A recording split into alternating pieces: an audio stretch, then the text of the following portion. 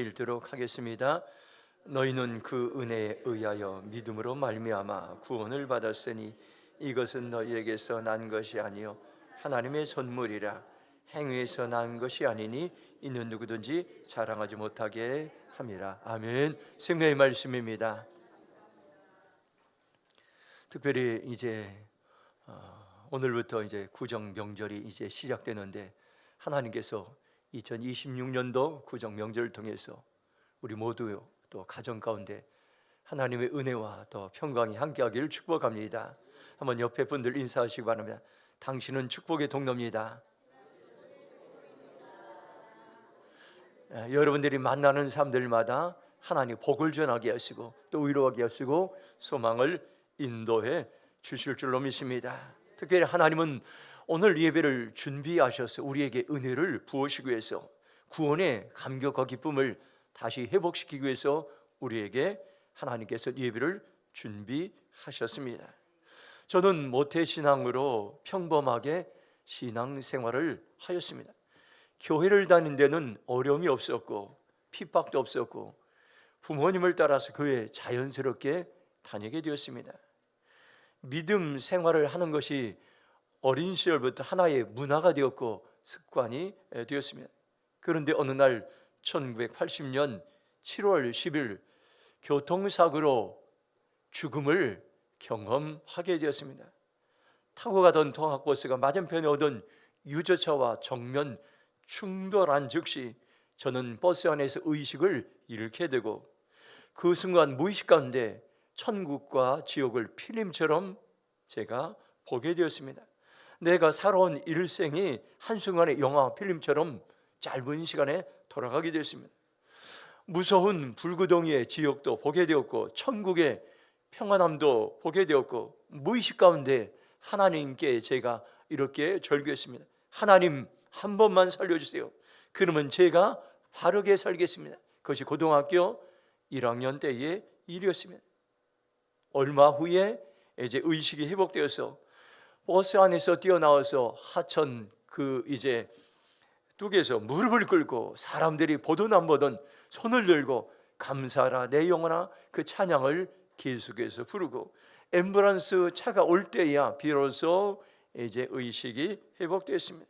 그리고 의식이 회복된 후에 그 버스 안에서 죽어가는 사람들의 신음하는 절규수를 듣게 하고 하나님께서 나를 다시 살리신 목적은 신음하고 고통당하고 고난당하는 사람들 위해서 평생 살라는 하나님의 사인으로 알게 되고 그때에 나를 살리신 그 하나님의 구원의 놀라운 은혜와 감격을 이제 경험하게 되고 평생 잊지 못하게 되었습니다.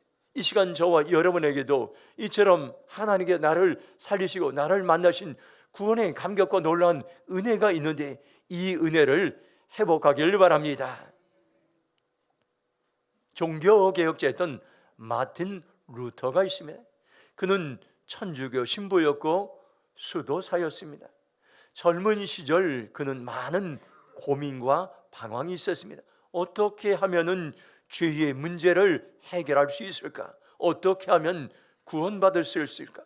이 문제를 해결하기 위해 몸부림쳤습니다. 루터는 어느 때는 잠도 거의 자지 않고 기도할 때도 있었고 어떤 때는 며칠씩 금식하며 이 문제를 해결하기 위해서 고민했습니다. 추운 방에서 어떤 때는 담요 없이 생활하기도 하고 어떤 때는 자식을 채찍으로 때리기도 하고 하루에 몇 번씩 고해성사도 하기도 했습니다. 죄의 문제를 해결하기 위해서 로마의 성계단이 있는데 PPT가 있으면 한번 보시기 바랍니다. 로마의 성계단을 무릎으로 기어서 오른 그러한 이야기가 유명한 이야기가 있어요. 그런데 그는 이제 그렇게 고민하면서도 구원의 문제를 해결하지 못했습니다. 그는 늘 두려움 속에 살았습니다. 고행을 하면 할수록 자유를 느낀 것이 아니라 두려움과 고통 속에서 살았습니다. 나는 죄인이다, 나는 부족하다, 어떻게 하면 내가 구원을 경험할 수 있을까 고민하다가 젊은 날 인생을 씨름하다가 그런데 어느 날 로마서 1장 17절의 말씀이 심장 가운데 다가오게 되고 그 말씀을 이제 깨닫는 순간 그는 자유하게 되었습니다. 한번 로마서 1장 17절 말씀 같이 읽도록 하겠습니다. 함께 읽겠습니다. 시작. 복음에는 하나님의 의가 나타나서 믿음으로 믿음에 이르게 하나니 기록한 바 오직 의는 믿음으로 말미암아 살리란과 같으니라. 아멘. 새번역 성경으로 보면 로마서 1장 17절을 하나님의 의가 복음 속에 나타납니다. 이 일은 오로지 믿음의 근거에 일어난 것이며 이것은 성경에 기록한 바 의인은 믿음으로 살 것이다 한 것과 같습니다. 이렇게 말합니다. 의인은 오직 믿음으로 말미암아 살리라는 이 말씀이 가슴에 새겨지는 순간 루터는 영적인 고민과 방황이 한순간에 그치게 되고 영혼의 자유함과 평안을 느끼게 되었습니다. 그 순간 루터는 이렇게 고백했습니다. 마치 천국문이 열린 것과 같다고 그렇게 고백했습니다. 구원은 자기의 노력의 결과가 아니라 하나님의 선물이라는 것을 알게 되고 깨닫게 되었습니다. 오늘도 우리가 살아가면서 해결해야 될 많은 문제들이 있고 또 구원의 문제가 있고 여러분이 이제 피부로 닥치는 생활에 시달리는 여러 가지 많은 문제. 그런데 놀란 것은요, 하나님의 은혜는요, 내가 아무것도 할 수 없다고 두 손 들고 나갈 때 나의 지혜, 나의 경험, 나의 능력 1%라도 여러분들 의지하고 다 내려올 때 그때에 하나님의 놀라운 은혜가 임한다는 것을 여러분들 기억하시기 바랍니다.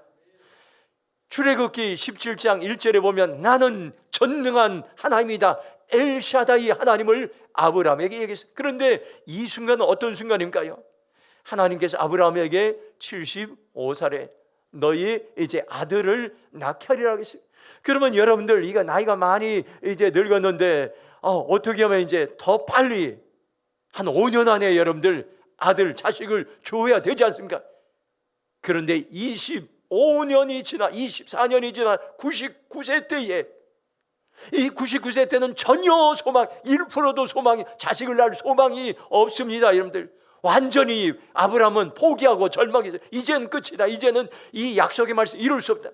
그때에 하나님께서는 엘샤다이 나는 전능한 하나님이라 말씀하시면서 아브라함에게 오셔서 모든 것을 내려놓고 모든 것을 포기하고 나는 전혀 할 수 없다는 그 순간에 하나님이 오셔서 너의 독자 아들 이삭을 1년 후에 이제 너의 아내를 통해서 낳게 하실 것이라고 하나님은 말씀하셨던 것을 여러분들 기억하시 바랍니다. 오늘 여러분들이 예배를 드려 이것을 기억하시 바랍니다. 지금 여러분들 내 힘으로 뭔가를 해결해가고 그리고 해결을 안 되걸 낙심하고 절망합니까?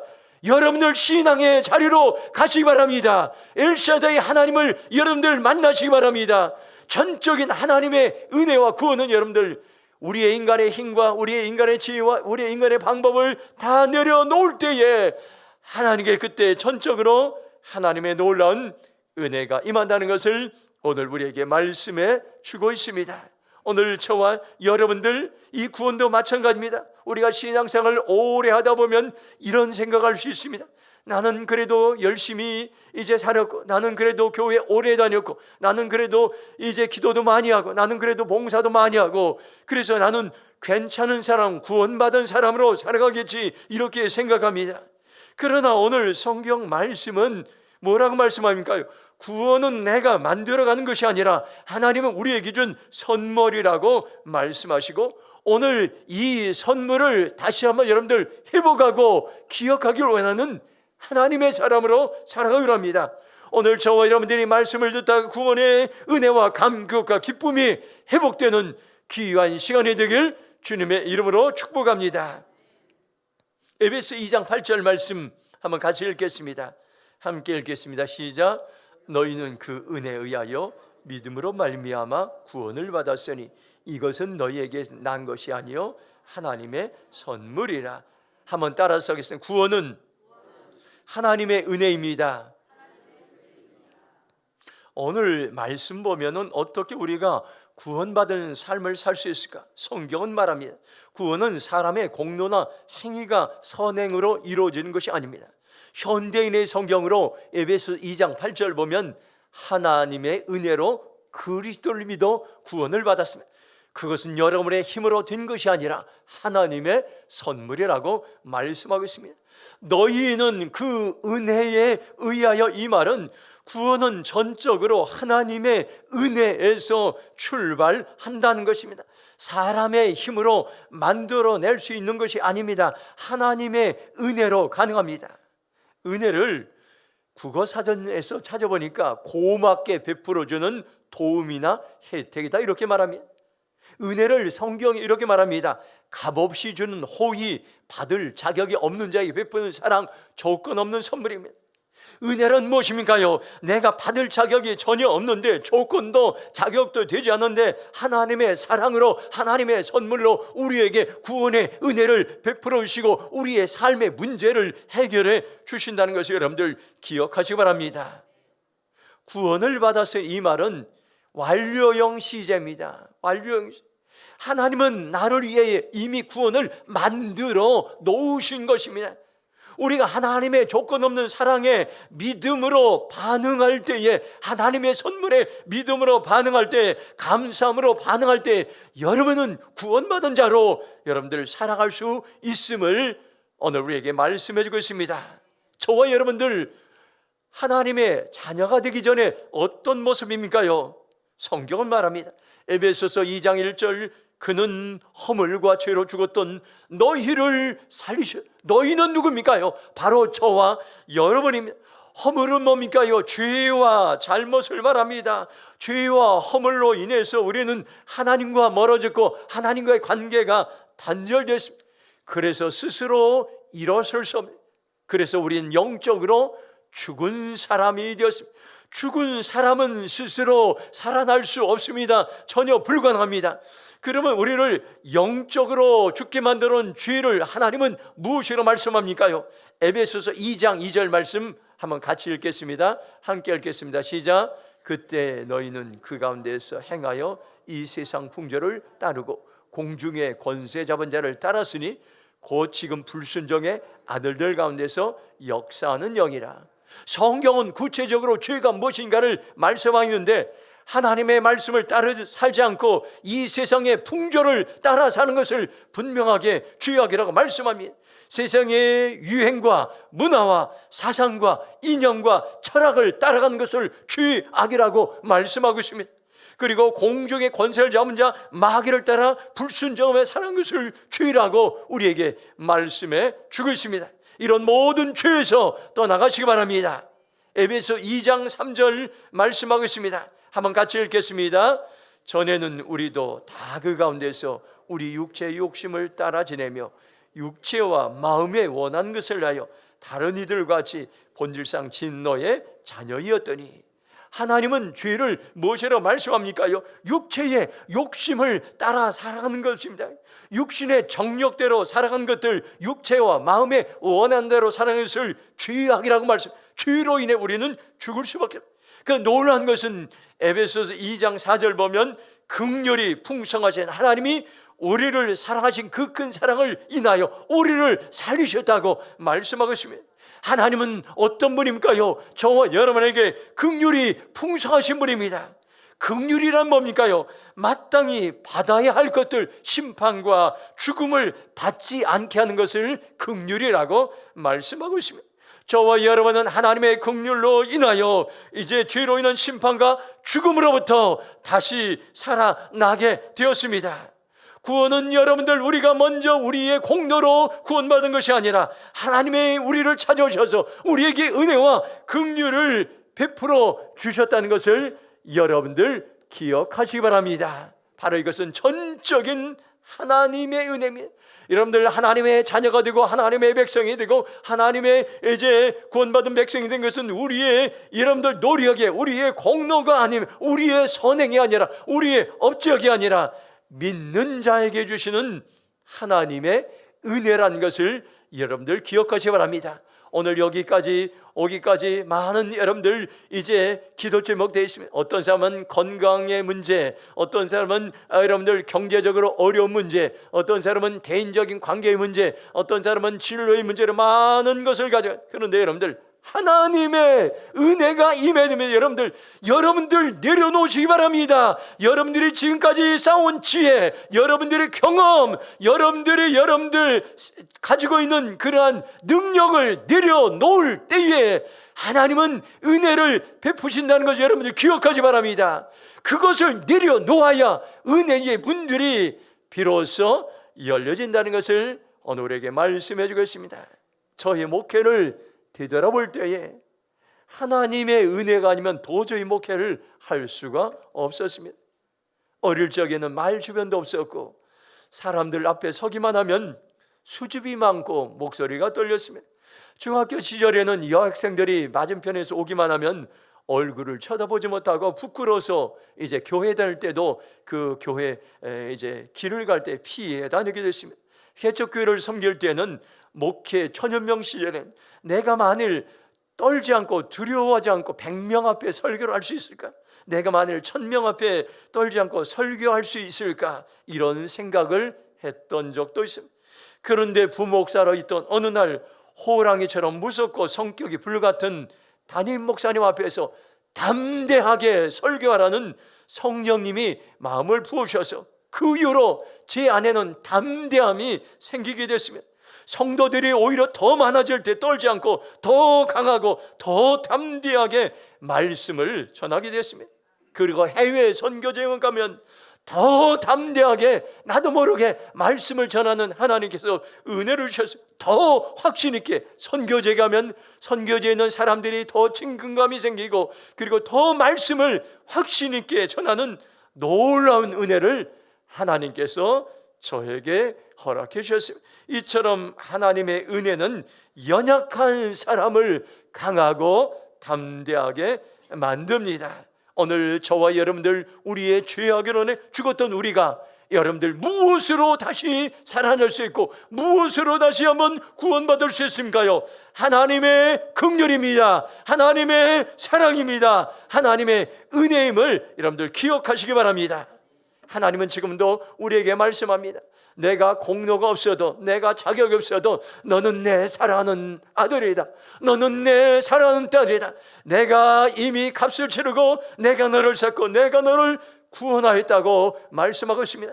여러분들 은혜의 자리를 놓치지 마시기 바랍니다. 여러분들 습관적으로 형식적으로 여러분들 무슨 일이 있고 분주하고 애경사가 있고 여러분들 명절이 있다고 해서 은혜의 자리를 놓치고 소홀히 하나님의 놀라운 은혜는 여러분들 우리가 그 은혜의 자리에 나갈 때 하나님의 은혜가 임한다는 것을 여러분들 기억하시 바랍니다. 마귀는 성도들에게 하나님의 은혜를 뺏어가려고 5가지 전설을 펴고 있습니다. 여러분들 꼭 기억하시기 바랍니다. 제1전설은 예수님이 구주인 것을 모르게 합니다.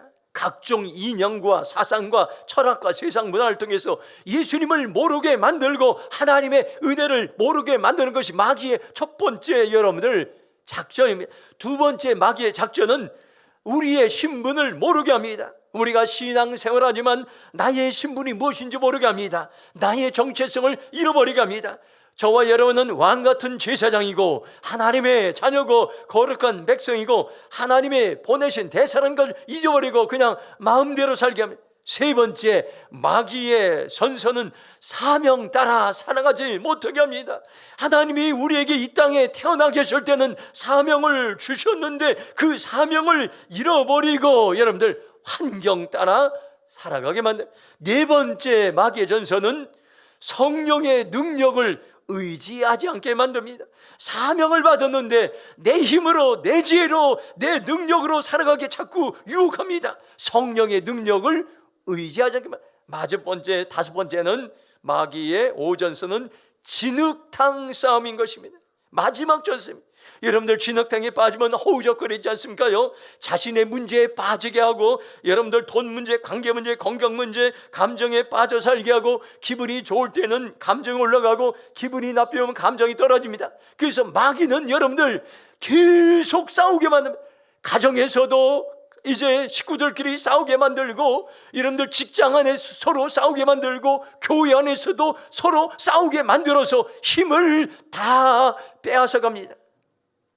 그러면 여러분들 하나님의 사명을 감당할 수 없다는 것을 여러분들 기억하시 바랍니다. 제가 오래전에 선교사님들에게 이야기를 들은 적이 있습니다. 우리나라에는 2만 명 이상의 많은 선교사님들을 세계에 파송했습니다. 선교하는 제사장 나라입니다. 그런데 선교사님들의 어려움이 뭐냐면은 선교사님들이 사역을 잘하다가 간혹 귀국하는 모든 것을 내려놓고 돌아오는 경우가 있는데 80%가 같은 선교사 안에서 관계가 힘들고 마음이 상하고 몸이 상해서 지쳐서 이제는 더 이상 선교할 수 없다고 포기하고 돌아오는 사람들이 있다는 것을 여러분들 기억하시 바랍니다. 마귀의 마지막 5번째 전선 진흙탕 싸움이라는 것을 하나님은 우리의 공동체를 통해서 놀라운 아버지 하나님께서 대림동을 살리고 나라와 열방을 살리고 선교사를 놀라운 일을 하게 하는데 계속해서 마귀는 성도들에게 연약한 성도들에게 찾아가서 진흙탕 싸움하게 하고 불신하게 만들고 여러분들이 그 마귀의 도구가 되어서는 안 됩니다. 이런 것을 극복할 때에 하나님께서 놀라운 하나님 우리에게 주신 사명을 감당하게 한다는 것을 여러분들 기억하시기 바랍니다. 우리가 하나님의 은혜 안에 사느냐 은혜 밖에 사느냐 지금 선택하시기 바랍니다. 오직 나의 공로를 내려놓고 하나님의 은혜만 붙들겠습니다. 그렇게 고백하며 나가기를 주님의 이름으로 축복합니다. 두 번째 에베소 2장 8절 말씀 같이 읽겠습니다. 함께 읽겠습니다. 너희는 그 은혜에 의하여 믿음으로 말미암아 구원을 받았으니 이것은 너희에게서 난 것이 아니요 하나님의 선물이라. 아멘. 한번 따라서 하겠습니다. 구원은 믿음으로 받는 선물입니다. 한번 옆에 분들 인사하시 바랍니다. 구원은 믿음으로 받는 선물입니다. 어떻게 놀라운 이 구원에 여러분들 이것을 우리가 누릴 수 있을까요? 우리가 믿음으로 반응하면 하나님이 거저주시는 선물입니다. 구원은 내가 만들어내는 것이 아닙니다. 처음부터 끝까지 하나님의 선물입니다. 에베소 2장 8절을 메시지 성경으로 보면 마음에 와닿습니다. 구원은 전적으로 하나님이 생각해내신 일이고 전적으로 그분이 하신 일입니다. 우리가 할 일은 다만 하나님께서 그 일을 행하시도록 그분을 신뢰하는 것입니다. 구원은 처음부터 끝까지 하나님의 선물이라고 말씀하고 있습니다. 구원은 처음부터 끝까지 하나님의 선물임을 여러분들 기억하시 바랍니다. 우리가 할 일은 구원을 주시는 선물로 주시는 하나님을 믿고 신뢰하는 자리로 나갈 때 이 엄청난 여러분들 선물을 우리에게 주신다는 것을 여러분들 기억하시기 바랍니다. 믿음의 원어는 여러분들 신뢰, 의지라는 그러한 이제 의미가 있습니다. 믿음은 하나님을 신뢰하고 맡기는 것입니다. 여러분들 아무리 힘들고 아무리 지치고 아무리 포기할지라도 여러분들 아브라함이 99세 때에 엘샤다이 하나님 전능하신 하나님이 아브라함에게 찾아오셔서 내가 너에게 약속을 이루려는 그 이제 말씀을 이제 전할 때에 그때 아브라함이 하나님을 신뢰한 것처럼 여러분들 신뢰하며 나가시 바랍니다. 그리고 선물은 뭡니까요? 값없이 주어진 하나님의 선물. 내 노력으로 내 지혜로 내 방법으로 선물이 주어지는 것이 아니라 여러분을 신뢰하는 자에게 믿음으로 반응한 자에게 하나님께서 선물을 주신다는 것을 여러분들 기억하시 바랍니다. 요즘은 여러분들 문화가 되어서 이제 생일이 되면 가족들이 선물을 합니다. 아마 다들 이렇게 선물을 받으셨을 겁니다. 저도 지난 12월에 가족들로부터 생일 선물을 받았어요. 무엇을 사주면 좋겠냐는 말에 평상시에 제가 이렇게 쓰다가 떨어진 것을 이야기했습니다. 향수가 떨어진 향수를 사주고 화장품이 떨어진 화장품을 사주고 이것저것을 가족들이 사주는 것을 이제 선물을 받게 해줘요. 선물을 받을 땐 가족의 이제 사랑을 느끼게 됩니다. 선물은 돈 주지 않고 그냥 이제 받으면 되는 겁니다. 구원도 마찬가지입니다. 구원은 예수님을 믿을 때 받는 선물인 것입니다. 예수님이 나를 위해 죄를 위해 십자가에 죽으시고 다시 살아나셨다는 것을 마음으로 믿고 예수님을 나의 구세주로 영접하면은 그 모든 자들에게 내 인생의 구원자로 하나님께서 이제 선물로 주신다는 것입니다. 요한복음 1장 12절 보면 영접하는 자 곧 그 이름을 믿는 자들에게는 하나님의 자녀가 되는 권세를 주셨으니 말씀하겠습니다.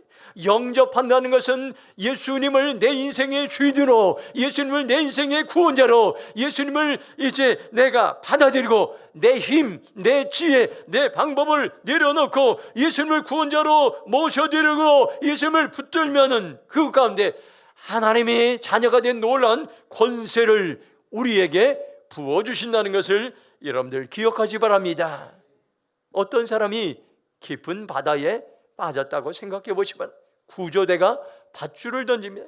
그런데 제가 수영점에 보고 그 줄을 잡겠습니다. 그러면 그 사람은 죽게 되는 것입니다. 살 길은 하나인 것입니다. 그 즉시 밧줄을 잡는 것입니다.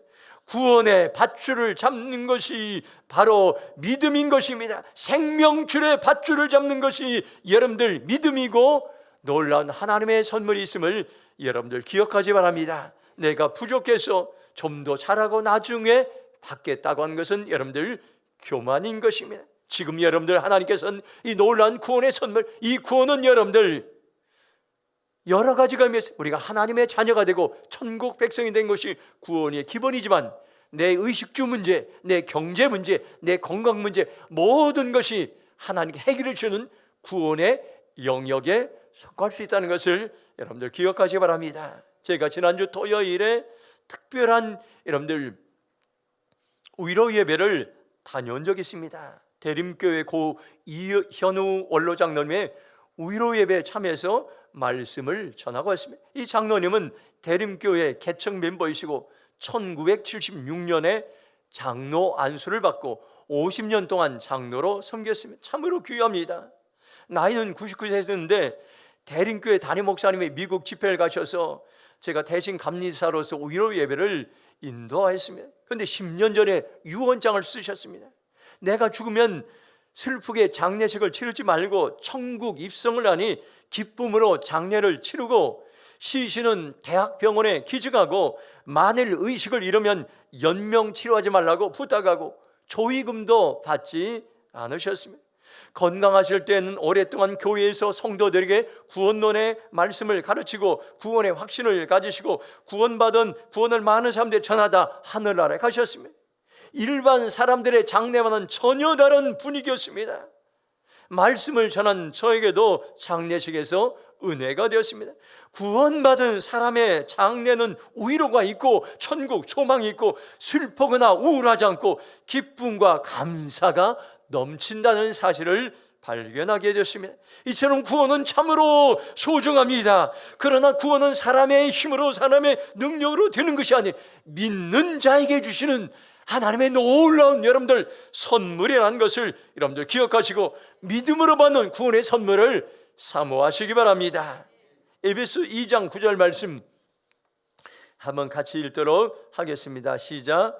행위에서 난 것이 아니니 이는 누구든지 자랑하지 못하게 하려입니다. 아멘. 마지막 세 번째로 오늘 우리에게 주신 말씀은 구원은 자랑하게 하지 못하시는 하나님의 은혜입니다.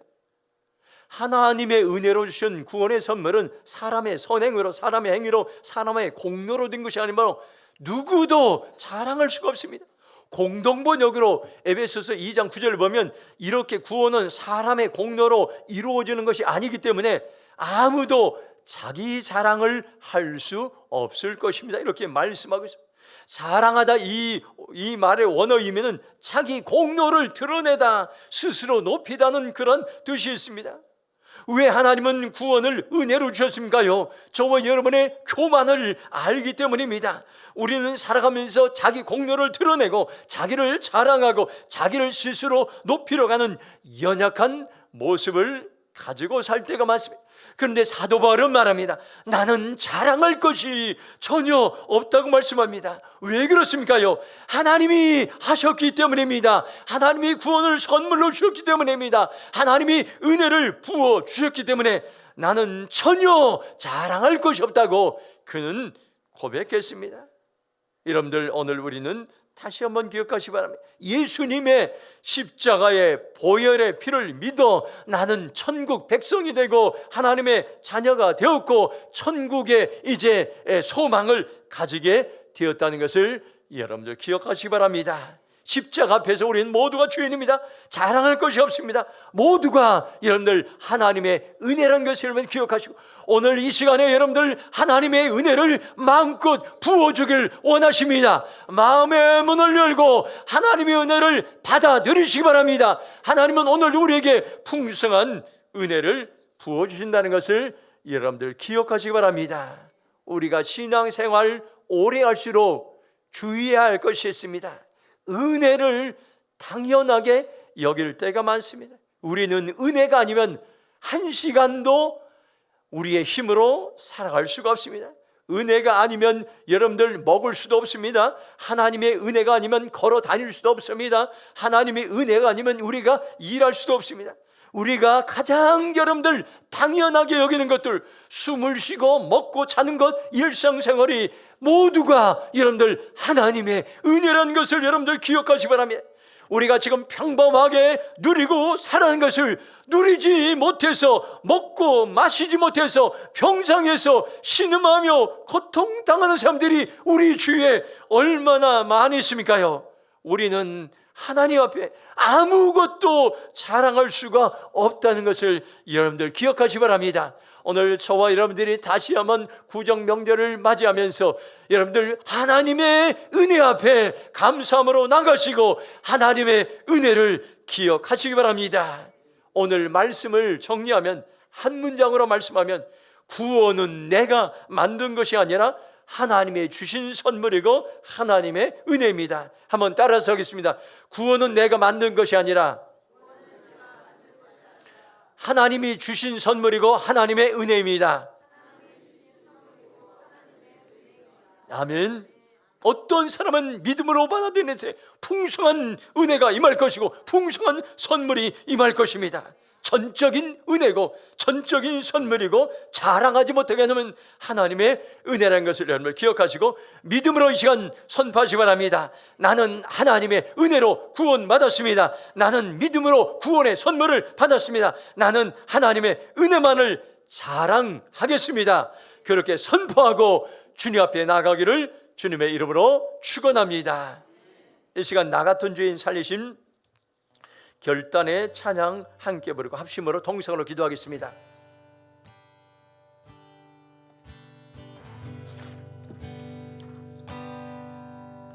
나 같은 죄인 살리신 주 내 놀라워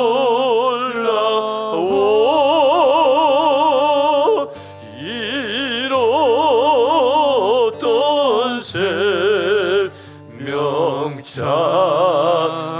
찾았고 광명을 얻었네.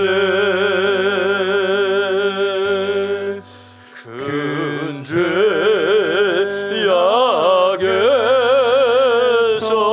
건지신 주 내 고마워.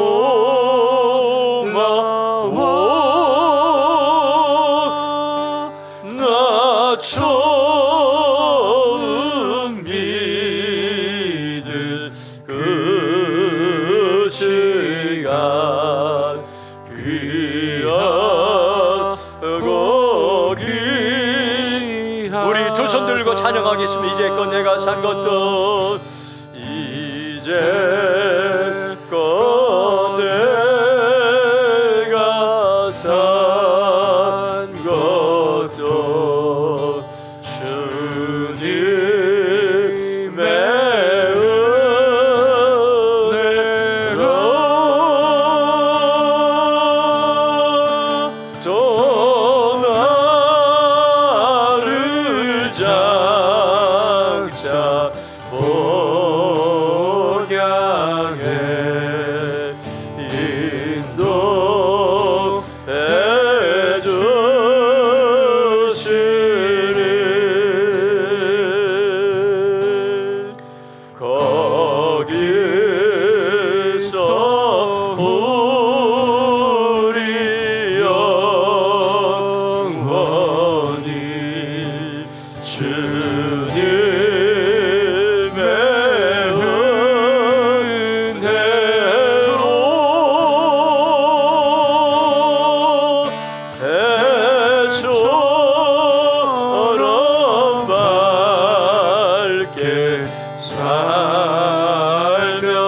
살면서 주 찬양하리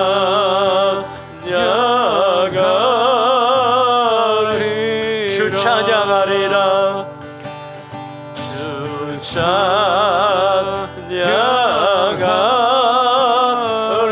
주 찬양하리라 주 찬양하리라.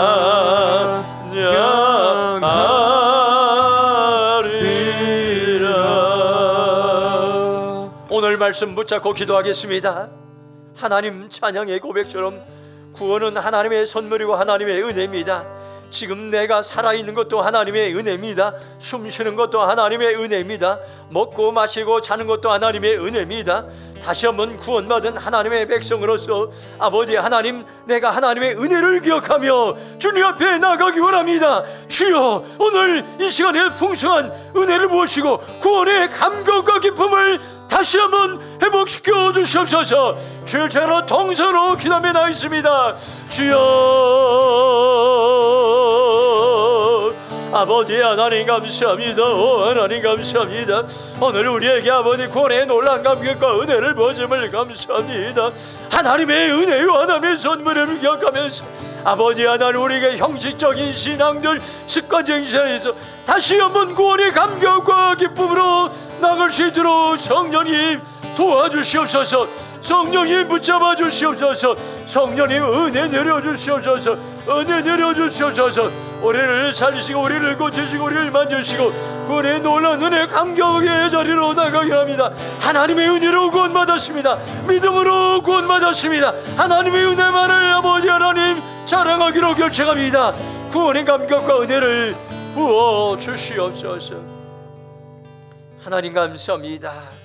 오늘 이 시간에 우리에게 하나님이 주신 구원의 은혜와 감격을 다시 한번 기억하게 하시고 감사함으로 나가게 하심을 감사합니다. 은혜로 구원받으심을 감사합니다. 믿음으로 구원의 선물을 받았음을 감사합니다. 하나님의 은혜만을 자랑하기로 결정합니다. 여전히 삶의 현장 가운데서 아버지 하나님, 이제 건강으로, 재정으로, 관계로, 진로로 고민하는 성도들 하나님 은혜를 베풀어 주시옵소서. 구원의 놀라운 선물을 부어 주시옵소서. 내 방법, 내 지혜, 내 경험은 1%라도 의지 않고 다 내려놓겠으면 우리는 할 수 없습니다. 하나님 도와주시옵소서. 하나님만 의지하며 나갈 수 있도록 도와주시옵소서. 그것의 놀란 하나님의 구원의 은혜와 선물을 준비하게 주님을 찬양하며 감사하며 예수님의 이름으로 기도했습니다.